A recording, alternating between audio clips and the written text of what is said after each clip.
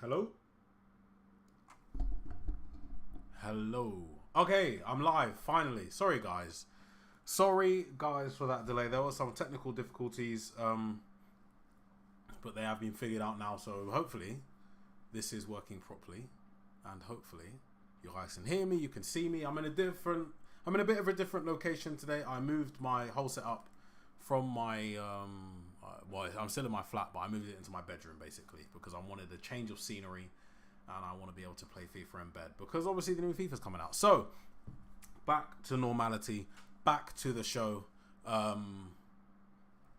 course, as you can tell by the title, we will be talking about Burnley. We'll be previewing the Burnley versus Manchester United fixture on Saturday at 8 p.m. We'll also be going over the loss to Bayern Munich last night, as well as talking about a bit of a breaking news regarding Jadon Sancho. But of course, guys, welcome back to MUFC MPB here on YouTube. My name is Brooks, and I'll be talking to you about Burnley's fixture against Manchester United's fixture against Burnley on Saturday, the Champions League loss against Bayern Munich last night, and some breaking news surrounding Jadon Sancho. Remember, guys, we're going to start off the video by saying, if you haven't already, make sure you do hit the subscribe button as well as the like button. Make sure you share this stream on X, on Snapchat, Instagram, whatever social media or whatever way you find necessary to make sure MUFC MPB gets out there. Do it. Make sure you do it. It will be greatly appreciated by myself and everybody else involved in the channel. But of course, let's just get straight into it. Now, we'll be playing against Burnley, Vincent Kompany's Burnley, on Saturday at 8 p.m. at Turf Moor. And I think now we lost against Munich, we lost against Brighton, Arsenal, and I feel like we lost again, or it might just be 3 losses in a row, but it could possibly be 4. I've honestly lost track. I've lost count. But there is some good news. There is finally some good news at Manchester United surrounding the squad. Raphael Varane is expected to start against Burnley, which is a massive boost to defence. Obviously, over the past few games, we've been leaking goals like Old Trafford, really, like the stadium leak in the roof. We have been leaking goals at the back. Yes, there have been some mistakes, i.e. Andre Onana's mistake for Sane's goal last night. But all in all, we've just been terrible. We've been terrible in terms of our work rate. It just seems like we've lost a bit of know-how in terms of where we need to be on the pitch, the players we need to mark, the pressure we need to put on, when we need to put the pressure on. But hopefully with Raphael Varane back in the starting lineup tomorrow, some of that will be assured up, because I know I keep changing my mind. Call me a flip-flop. A few weeks ago I said, well, maybe I think it might have been 2 weeks ago, I said Raphael Varane is our best centre-back, and then I said it was Martinez. But honestly, Raphael Varane's been out for a while, and I can confidently say that he is our best centre-back. I think it's a shame that he hasn't been here. He is injury-prone, of course, but he is comfortably our best centre-back. He's the most experienced. I think in terms of ability, he's the best as well, and he has been one of the best centre-backs in the world since since he moved to Madrid. And I think underestimating his value to the team is one of the biggest mistakes I personally have made. And it's evident. I think I don't know. I'm hoping that he comes back in and makes a difference straight away. I'm also hoping that he comes back in and he's rust free, although that's a bit of a stretch. But I'm very, very confident that he will be able to transform the defence. I mean, we have a decent defence. We have Diogo Dalot and Sergio Reguilon at the moment in the fullback positions. And I think especially at left back, Reguilon has been performing very well. I think since he came in, especially the match against Bayern Munich last night, I think he was quite good. He was one of the few players that was actually... he was one of the few players that was actually putting in a shift. He was tracking players. There was a clip, 10-second clip at most, when he tracked Leroy Sané from the left-back position all the way to the right-back position just to get the tackle in. And I think that's something that we don't see a lot of, especially in our squad today, and it's a real shame. But yes, hello Adam. That should have been at least a draw for us. At least Casemiro's goal went to VAR and took at least a minute. Should have been a minute added on. Yeah, but as we know... well, I don't know, as we know. In the Premier... Well, at the World Cup, they had all that, you know, we're going to add on 15 minutes, blah, blah, blah. And then they've implemented that into the Premier League somewhat this season. But I'm very, very confused if it's a UEFA thing or is it just a Premier League thing, because there's no consistency. Basically, there is no consistency, and I think there should have been a bit of time added on. But at the end of the day, we can't blame the fact that we didn't win on a minute of added time that might have been there or might not have been there. So yeah, I mean, we're clutching at claws here. We are clutching at straws here. Yeah, I don't know what is going. Honest to God, I don't know what's going on. I couldn't tell you what's going on. I've had three separate technical difficulties, and I couldn't tell you why it is happening like this. Honestly, couldn't tell you, and I'm trying to figure it out. I was hoping that nobody would notice, but I've noticed, but I couldn't tell you. Because on my screen here, what I'm seeing is fine, but I'm also watching it and it's terrible, and nothing's changed on my side. I'm just going onto the channel now.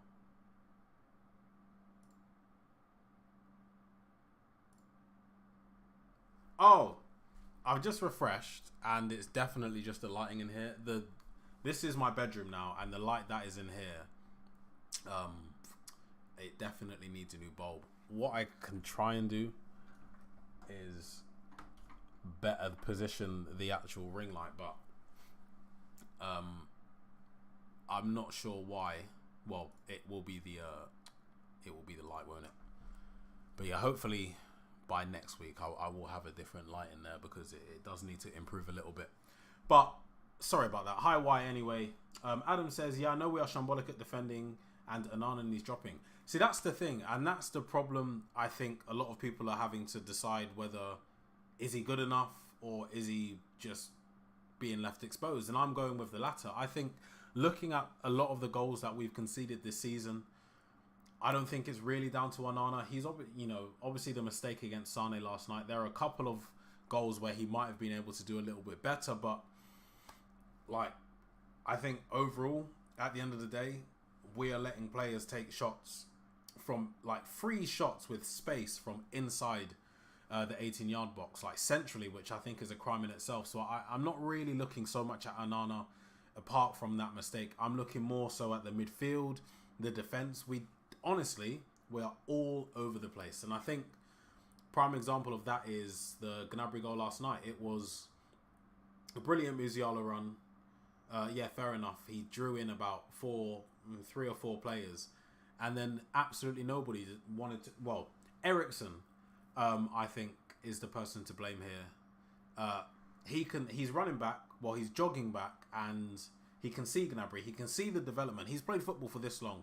He knows where the ball's going to go, or he knows that the ball is going to be put into a certain area, but he doesn't react, and it's just Gnabry has a free shot and he scores, and I think it's a shame, because Onana is a good keeper. He's not suddenly going to be terrible. He was at Inter Milan last season, one of the best goalkeepers in the world this year, and he's come to Manchester United in a team where we've got the ownership problems going on.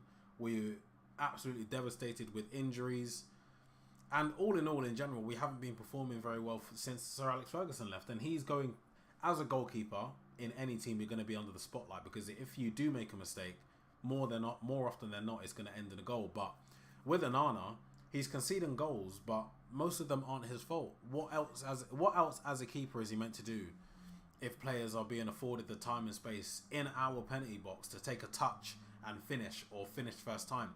Tell last night, one ball over the top, took it down on his knee and slammed it into the top of the net. What is Onana meant to do? He can't come out for that, because that's not a ball that you come out for. All he can do is rely on his qualities to maybe get a hand to it. Of course, it was a very good goal. It was a good shot. It was a nice volley, and he couldn't do anything about it. But of course, because he's the one conceding the goals, he's going to be the one that's getting criticised. And I think criticism is fair when it is justified. But apart from the mistake he made for the Leroy Sané goal, I don't think the criticism that Andre Onana's been getting is justified. But I don't think he needs to be dropped. Bayunda, he'll play the cup matches, I'm assuming. But back to Burnley. Well, I will just, go over what I said before at the beginning of the show. Hello, guys. I can see there are new people here. Well, as you can tell by the title, we will be talking about the next game against Burnley. Also, some breaking news on Jadon Sancho. And then we will go over the last night's loss against Bayern Munich. But there is some good news. Varane is expected to start. Mason Mount might be available. A lot of people thought Kobbie Mainoo might be available or maybe able to make the bench for this game, but unfortunately he is not able to make the bench for this game. He will be out for another 2 weeks or so. So don't expect to see Kobbie Mainoo in the midfield. I haven't actually heard any updates regarding Sofiane Amrabat's availability, but I'm going to assume that he's fit enough to at least make the bench. I'm just looking for something here because I did see something a bit rough. A bit rough regarding Sofiane Amrabat. I don't think he's gonna be available for the Burnley game. So don't expect to see him in the midfield. MUFC lad said fixtures and injuries haven't helped us. In fairness, injuries definitely haven't helped us, and we have had a tough start to the season. We've played against Arsenal, Tottenham, Brighton, Bayern Munich, Wolves, and Nottingham Forest. So apart from Wolves and Nottingham Forest, I'd say that the other games have been some of the toughest games that we will play this season. And it's, we are only 6 games into the season, so I'm not really going to say that fixtures haven't helped us because they're perfectly normal fixtures. Zane says Brighton switched their keepers. I think Brighton switched their keepers because they don't know who's first choice, and I think they're trying to ease. I believe his name is Verbruggen. I think they're trying to ease him into it. MUFC lad said Biende is awful. Honestly, I've only seen clips. I've seen positive clips and I've also seen negative clips. So I'm not 100% sure. And I definitely haven't had my mind made up about him. But more on Burnley. In the past, in this millennium, since 2002 was the first fixture we had against Burnley since 2000. So there have been 18 fixtures in total since the first, and we've won 10. So we've won more than half. We've drawn 5, and we've only lost 2. Now, I believe the last game we lost was the game at Old Trafford when Jay Rodriguez scored that, top bins rocket with his left foot. We do well against Burnley, and Burnley haven't been playing very well this season. They haven't registered a point. They haven't won a game. Obviously, in the Championship last year, they were very good. Vince and company came in. He revolutionised the way they specifically play football, because obviously under Sean Dyche before, it was more of a traditional British style of playing.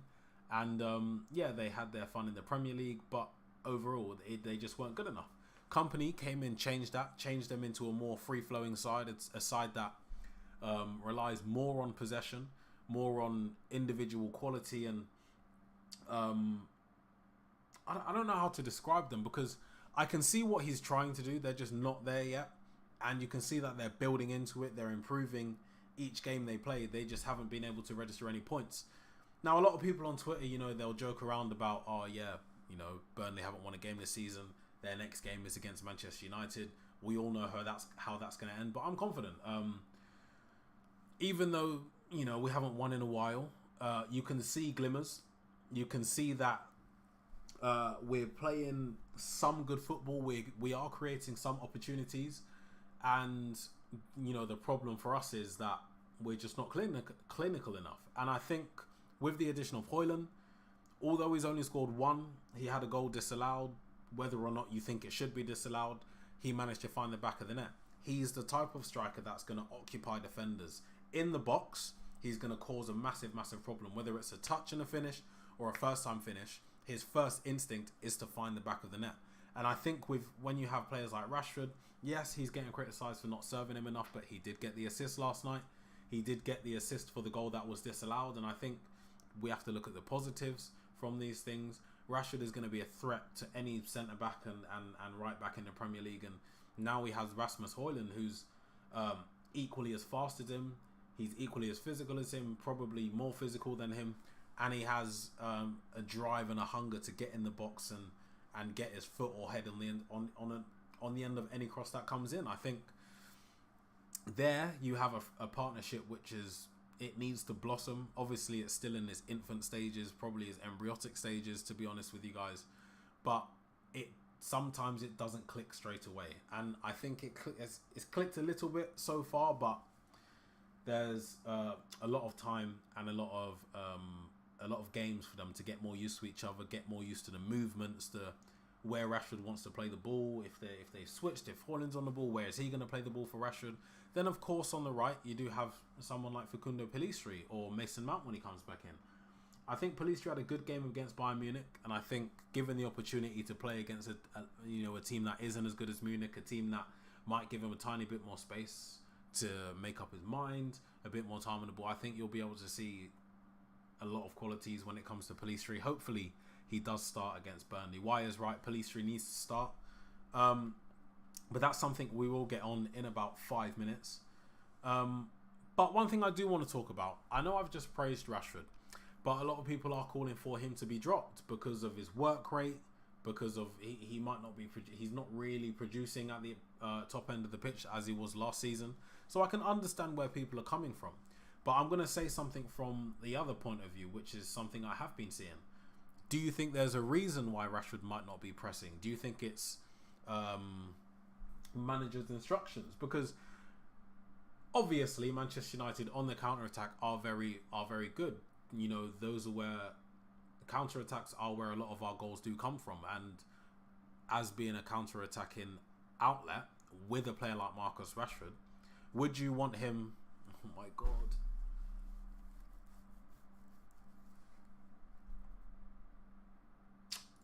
Sorry guys about that.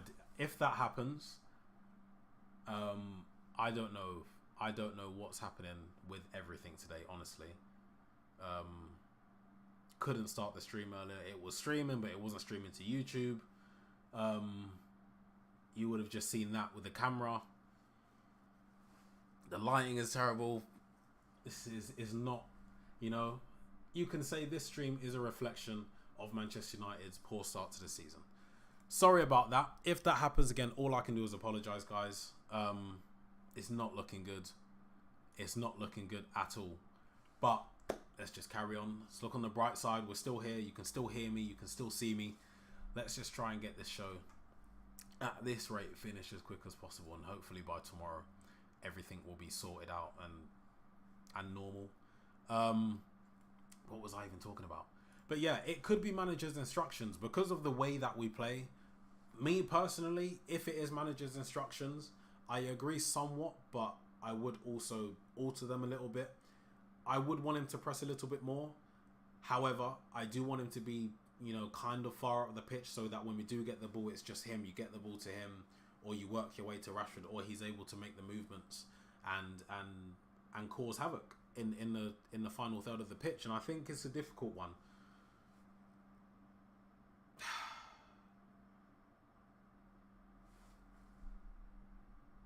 I don't know why it's doing that. And I've just seen more people join. Don't know why my camera's glitching.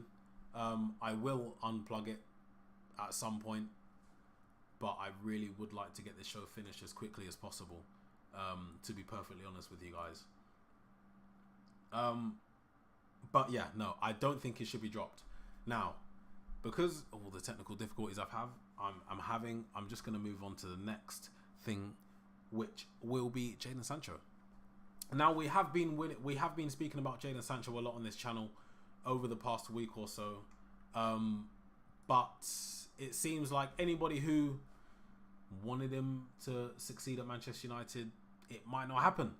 Reports today, probably honestly in the last hour, so it is breaking news. Manchester United are willing to sell Jadon Sancho in the January transfer window to the highest bidder.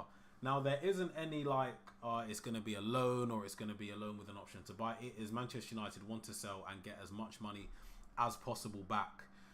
Because Manchester United were willing to integrate him back into the team and give him, you know, time or the opportunity to play if he apologised to Erik ten Hag. But he's not apologising to Ten Hag. He's standing firm. He's remaining stubborn on that point. To which I can say congratulations to him, you know. if you want to remain, if you want to, you know, I'm right, you're wrong, I'm not going to apologize because I feel like the way I've been treated is wrong. Cool. Everybody has to stand up for themselves, and everybody can stand up for themselves, and I'm happy for him for doing so. But of course there will be consequences, and unfortunately for him, or maybe not unfortunately for him, the consequences are that Manchester United are looking to get rid of him in January at the soonest possible opportunity. I don't know. I don't know how I feel about this one. I feel like the only reason why, well, the only way that we can get rid of him is if in the January transfer window, before we get rid of Sancho, we get another winger in. It has to be the only way, because we're already short on players. And selling Jadon Sancho, I just don't think, I don't know, man. The way this club runs, the way these transfers work, I just think it's going to end in a big mess. Stefan says, oh, I'll get onto that straight after Sancho. James Parfitt says 40 million plus and I'll be very happy. I think we can get 50. Look, people know how good he is. People see the potential, and he's still young. I think 40 million is too low. I think we can push for 50 or 40 with a lot of bonuses. I don't think 40 should be the max that we get, if you know what I mean. MUFC lad said Liverpool jammy win again. I'm not surprised at this point, but you know, good teams win when they don't deserve to win. That's what we should be doing. So all I can do is say congratulations to them, and it should be us. Stefan says, I think Sancho has made a mistake in not apologising, because if he did, he'll be getting the run of games he's wanted, and there would have been a way back for him in his relationship with Ten Hag, and I think that's it. However, look, I'm trying to see this from all different angles and all different points of views. I understand why Jadon Sancho isn't apologising. I understand why he doesn't want to apologise. I understand why he's been dropped, and I understand why Erik Ten Hag is having to, you know, carry on with the punishment. However, I do feel like there is a thing where Jadon Sancho liked Erik Ten Hag, and Erik Ten Hag really liked Jadon Sancho. I just feel like this bit of miscommunication has really, really ruined everything. And of course, managers are favourites, and you know, players have favourite managers, but I feel like this is something that Ten Hag has to do. This is something that the club has to do, because if you let Sancho off with this, who knows what kind of domino effect it could have on the rest of the team. Oh, Sancho was doing this and he got away with it. Why was I getting punished? I'm going to carry on doing this, and I don't want to be punished, and if I do get punished, then blah blah blah, leaks, I'm going to cause problems in the media. And I think I agree with a lot of stuff, and I agree with a lot of different points of view. So it's just a tough decision, and it's something that we have to accept. Stefan says yeah, definitely. But sorry guys. Back to what Stefan said before. Your thoughts on Martial cameo? I think he did well. Yeah, I think he did well, and I think the only reason he did well is because he's got rid of those ugly Adidas boots. I don't want to call them ugly because I actually have them, but they don't look right on him. When Martial wears those Vapors, it's almost like he's unlocked something. His touches, his movement, his dribbling was incredible. And I'm, to be perfectly honest, I noticed the night boots the second he stepped on the pitch. I think obviously it's not down to the night boots, it's just a coincidence. But I think having Martial on in the last 10 minutes, when the game was stretched, it was really end to end. Obviously it was against tired legs, and you know, given how, you know, agile he is, he's pacey, he's good with the ball at his feet, especially against tired legs, I think it would look a lot better. So we do have to, you know, take a pinch of salt with it. But he did show quality, he showed promise. He's going to give Erik Ten Hag a healthy headache. I think he's done himself no harm in the cameo that he got. However, I do think that Rasmus Højlund will be the one that, you know, proceeds in the starting position. But I think that is a beautiful segue onto the Bayern Munich game from last night. But Taprizio Romano says, any chances of Amrabat being available for Burnley game? That's something I was trying to figure out. I don't think he will be available for the Burnley game, but we will be waiting for the press conference, of course, for Burnley against Manchester United. I think that's going to be tomorrow at some point. So we will just have to wait and see for that. And of course, I'll be back tomorrow at 7 p.m. to talk more about... It is Thursday today, right?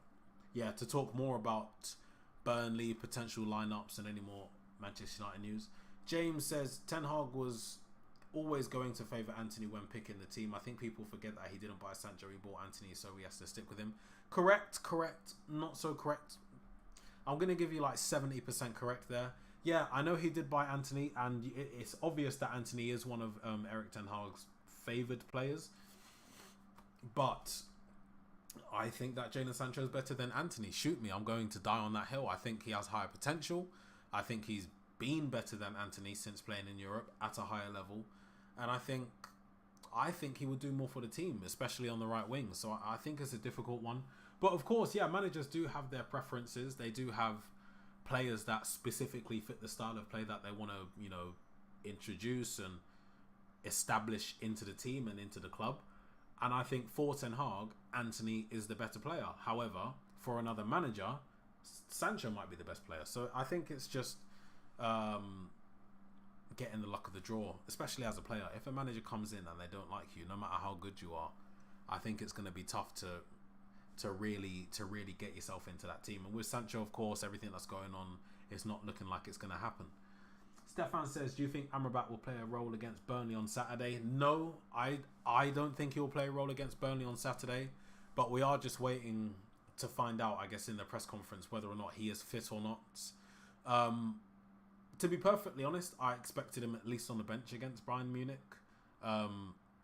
So again, I'm expecting him on the bench against Burnley. Unless there has been a setback which we don't know about yet, he should have been back. But Todibo in Jan window. So yeah, I'm going to say yes, because I definitely would take him. He would improve us, but I don't think that's a deal that will get done, especially in January. And I don't really want to get my hopes up. But we do need to sign centre-back cover, because obviously with the injuries that we always get and the increasing amount of injuries that we're getting now, I think we have to take precautionary measures, because what happens if we manage to scrap ourselves into some sort of race for something? April comes, boom, 5 injuries. If we don't sign anybody, we're back to the rubbish that we're watching now. But if we do sign capable replacements and players, then I guess you will have remaining confidence. But I said to my friend earlier, if we didn't have any injuries right now, I don't think we'd be in the stress. I don't think we'd be in the situation that we are. I think we're missing a lot. Well, we are missing a lot of important players through injury or through suspensions or whatever. So we do really have to take this into consideration, because against Bayern Munich, I went into it confident. I was quietly confident. I knew that we'd score. I also knew that we'd concede. I'd predicted a 3-2 win to Manchester United, so I guess I was correct in us scoring 3 goals. I also said that Højlund and Casemiro would score, and they scored both of our goals. But we conceded 4. For one, we're going to start off with the penalty decision, which I think is completely bogus. We're going to then follow on with the effort or lack of effort from the team. And then also just the general mistakes that were made in the game. But let's just start with the penalty. Obviously, Harry Kane converted from the spot and Bayern Munich won a penalty. It was a similar kind of situation to the match against Tottenham, when Garnacho's shot came off Cristiano Romero's hand, which was all the way back here, by the way. That wasn't given as a penalty. And in the words of Dermot Gallagher, I think on Sky Sports, he was too close. He was too close. A shot from 5 to 10 yards away, deflecting a shot that was on target, by the way, deflecting off an arm that was all the way back here, which is 100% an unnatural position, by the way, was not given as a penalty because it was too close. However, in the Champions League, first match against Bayern Munich, Christian Eriksen defending a corner, his hand was here or here, maybe, very close to his body, a very natural position. The ball gets headed onto his hands from about 2 yards away, 2 to 3 yards away, and it was given as a penalty after, I don't even know, it was a VAR check that finished, and then the referee went to check it for himself. So I don't know what happened there, and I don't think it should have been a penalty, but of course it was given as a pen, and of course Harry Kane converted it. So listen, if you want to say, oh, we should have drawn that game because of the pen, yeah, then cool, we might have been able to draw the game because they didn't deserve that penalty. But yeah, James, the pen was a joke. It was an absolute joke. It was a farcical decision, and I wasn't surprised to see it given. A lot has been given against Manchester United recently, so I wasn't surprised when it was a penalty. I was almost expecting it. As soon as I saw it hit the hand, I knew it was going to be a pen, even though it shouldn't have been a pen. Fabrizio Romano says Gnabry was free for the second goal, no marking. And I'm going to talk about Eriksen again because he was Eriksen's man. You could see as soon as Musiala got the ball and was driving at our defence, doing whatever he was doing, Gnabry, picked up his speed a little bit and made himself available in the position he was when he scored. Eriksen was the man that was meant to be marking him. He wasn't making any sort of effort to get back or to maybe intercept or to block a shot. He was jogging. Only did he start increasing his speed when he saw the ball rolling towards Gnabry. And if I can see it, if you guys can see it, Ten Hag definitely will see it. And it wasn't just Christian Eriksen. I think even the fact that it was a 4-3 game was a flattering result for us because we just didn't put in the effort.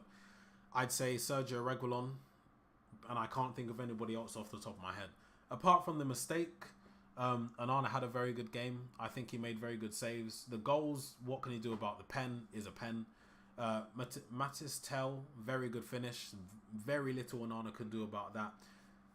Sane, obviously, was Onana's mistake. He owned up to it. Just don't make the mistake.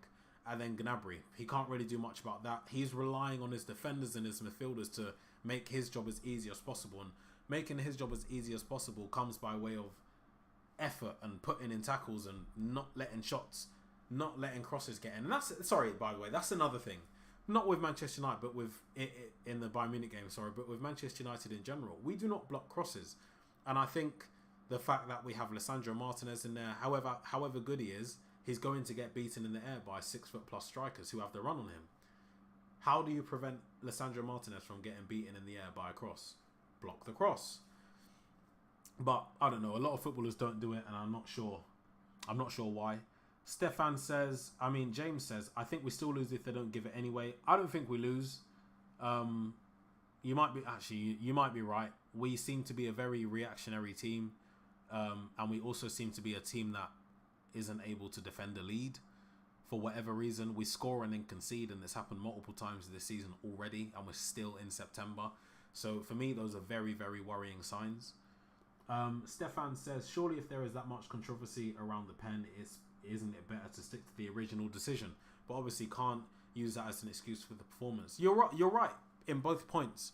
The ref's final decision was no pen, and then he decided to go to the monitor. I don't know what was said to him. Hopefully, maybe one day we find out. Maybe one day we find out, oh yeah, all refs have been mic'd up since the beginning of last season. And here's, the big decisions that you want to hear. Hopefully we get something like that, but it's just terrible. It's really just terrible. Every game there's something different. In Europe, the rules are different to the Premier League. The refs are better, or sometimes they're worse. There's just no consistency whatsoever when it comes to the decision making, the bookings that players get in VAR. James says, I wouldn't have picked Eriksen. He cost us so many goals last year because he's not playing in his natural position. And I saw a tweet earlier, I think from Mark Goldridge, or one of the presenters on the United stand, saying something along the lines of, this Christian Eriksen at 8 experiment should have stopped last season, because I think it's clear. You said it right there. He's not a player that puts in a challenge. He's a very passive player. Yes, when he gets the ball, he's technical. He's doing roulettes on the pitch. He can pick a pass out. He can, put a ball on the 5-pence piece. He's good at set pieces. But when he's off the ball, when you need someone to track a player, when you need someone to put their body on the line to block a shot or make a tackle, he's not your man. And I think in the 8 position, it's one of the most important positions to have those attributes. I think, prime example, last year, Emirates, we lost 3-2. For Bukayo Saka's goal, he literally just put the ball past Eriksen. He didn't do much. It wasn't like a step over. It was just a body feint. It wasn't even a body feint. It was just Eriksen's lack of enthusiasm to put a foot in. Maybe he doesn't want to get hurt. Maybe he's just a bit of a sissy. I don't know. I don't know if you can say that. Actually, maybe he's just a bit of a punk. But yeah, Eriksen isn't the player that I will be playing in the number 8 position. Fabrizio says, who will improve us the most, Amrabat or Mount? I'm saying Amrabat because we do need someone who's going to put their body on the line, a bit like Sergio Reguilon. But Mount as well, he could improve us just as much, but in a different aspect. I think it would be unfair to directly compare those two because they're different types of players. Amrabat is definitely more defensive, whereas Mason Mount is better going forward. However, they both have great stamina. They're both not afraid to put a foot in. They're both very, very good in terms of getting around the pitch and just being a general nuisance. I think those are the similarities which you could attribute to both of them. But in terms of who would improve our side the most, I think for the problems that we have right now in terms of defensively and being able to progress the ball better, I think Amrabat would be the guy that would improve our team the most over Mason Mount. But it could go either way. Why says Reguilon was great? Yeah, Reguilon's been great since he's come in.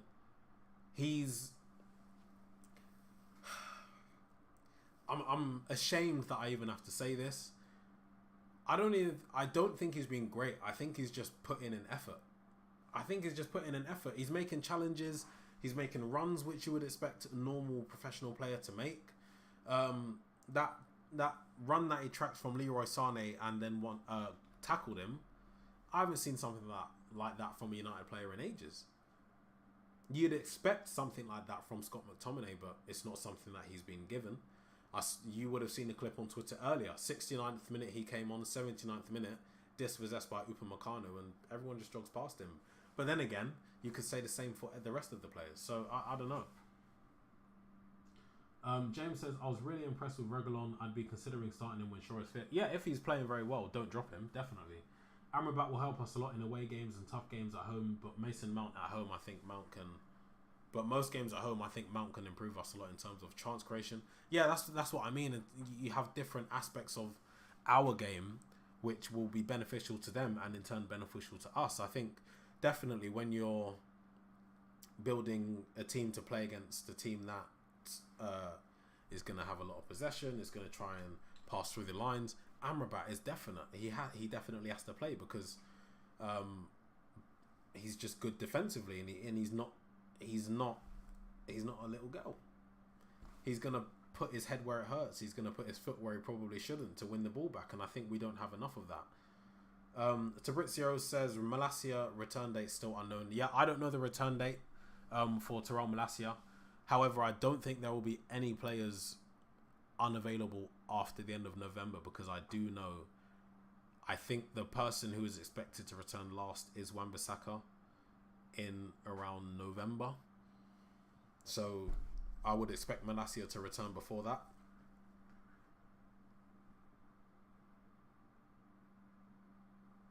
But back to me complaining.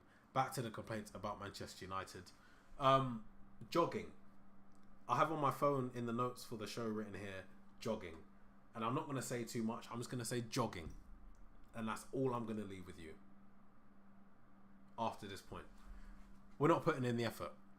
There were so many times yesterday when the players are just jogging. They'd lose the ball and they'd jog back.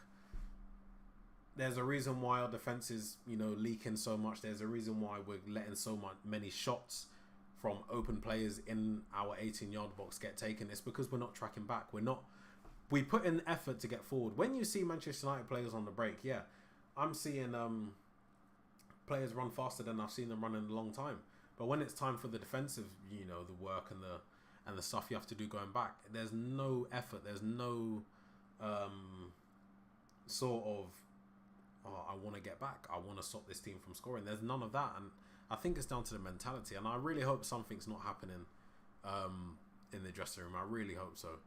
Yeah, I have seen the McTominay clip. It's shocking. And honestly, that's the last thing I would expect from McTominay, which is why I hope that nothing's going on behind the doors that we don't know about. Because it doesn't look good. It doesn't look good at all. But on a more positive note, Højlund, he scored his first goal. Yeah, he got a goal back last night. It was a Rashford little bit of a cutback to Højlund, who I believe took a touch, and it took a deflection off. It was either Kim Min-jae or Upamecano took it past Ulreich in goal. Bro, he's just got the instincts of a natural born striker. I think you've got someone there who he just knows exactly where to be in the box, and he's not afraid to take the shot first time. And I think I was thinking about this earlier when I was watching the Arsenal highlights. Trossard's goal. It was Trossard. It was Trossard's goal. Ball gets played into him on the outside of the box, and he just takes it first time. He has a good strike. He's got a good, a lot of self-confidence, and he's a good finisher. We have players here who could do that, but they don't. It's all about getting. I feel like it's just getting as close to the goal as you can before you can take a shot, or 30 yards out. Sometimes they go in. Most of the time they don't. But when you're 18 yards out, just on the edge of the box, just shoot. You're professional footballers. You're Rashford, you're Højlund, you're Anthony, Fernandes, Casemiro. All of these players have the ability in bucket loads to shoot from the edge of the box, but we don't, and I don't understand why. But with Højlund, you have someone there who, if he gets the ball and there's even the sniff of an opportunity to take a shot, you just know that he's going to take the shot. And as well, I saw him. I couldn't tell you, he didn't get the ball. It wasn't a chance in the end, but he made up about 10 yards. He's rapid. I don't think people realise how much of a physical freak he is. He's between 6'3" and 4. He's like hench. He's got the muscles, he's got the physique, he's got the build, and you can see in games when he's with one arm or like just the top half of your arm, he's holding off big defenders, and he's only 20. Like, he's doing this on a regular basis. But then when he gets on the run, it was either Kim or Upamecano that he made a good 10 yards up. And this was just a straight sprint. Nobody had a ball. It was just a straight sprint to the ball. Obviously, the defender got there because he was so far ahead. But everything I see about Rasmus Højlund, I think it's just brilliant. I love him, and I know that he's going to be a fan favourite if he isn't already.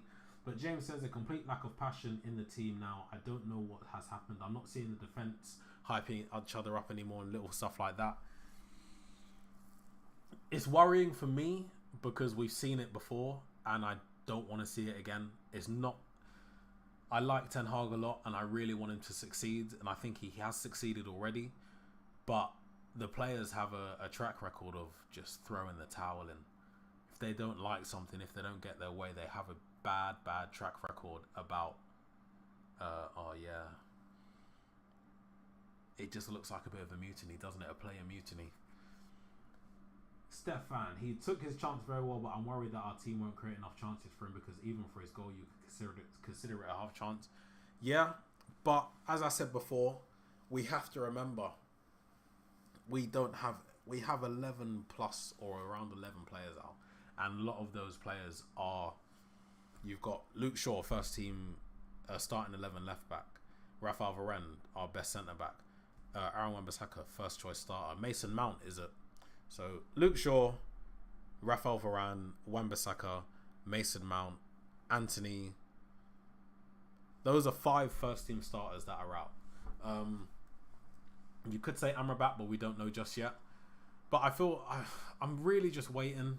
I'm really just waiting until we get our whole team back, or at least the starting 11, like the first choice starting 11, so we can play and so we can see and so we can fully understand what Ten Hag is trying to do. Yes, if then it doesn't work, then you have to look at the manager in a more serious fashion and think, why isn't this working? What are you not doing that's right?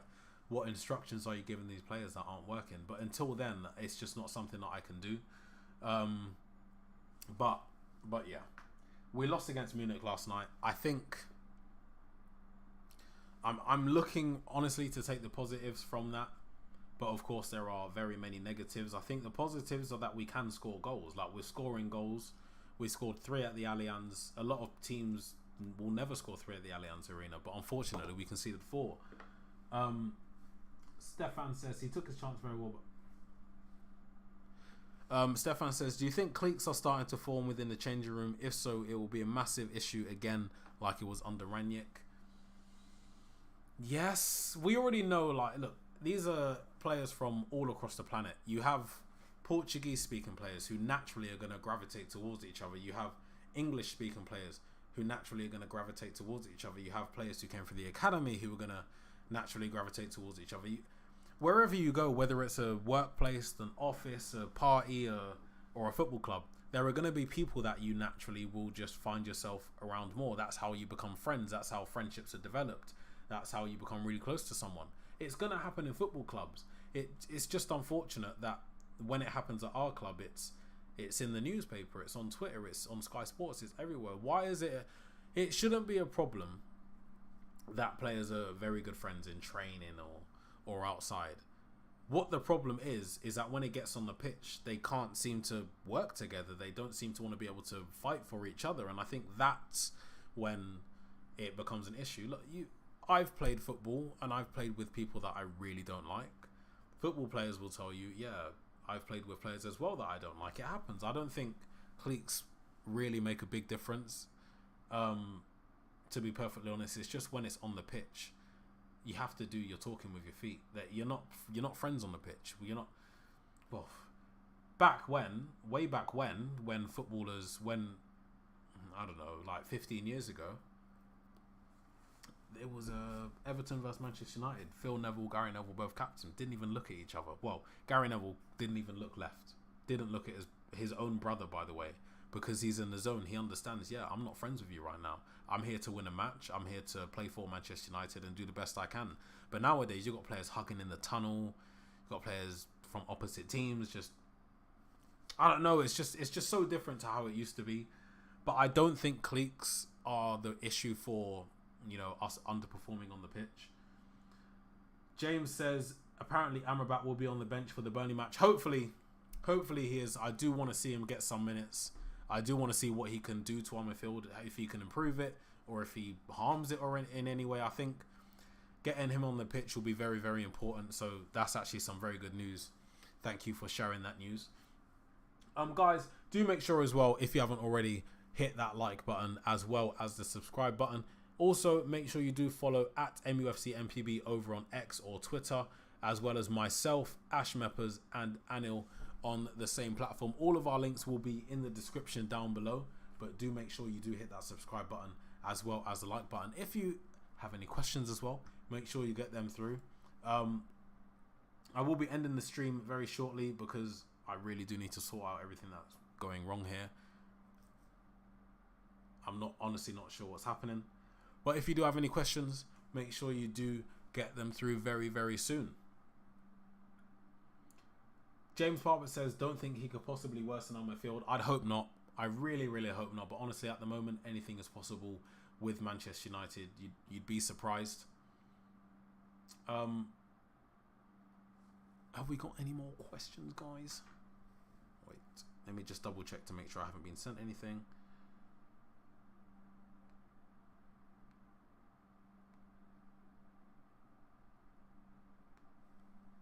Haven't got any updates. So for one last time, thank you guys for watching. Sorry for the late stream. Sorry for the camera issues and sorry for the lighting. I really do need to sort that out. I need to get myself another light here to even out a little bit. But make sure you do hit that subscribe button.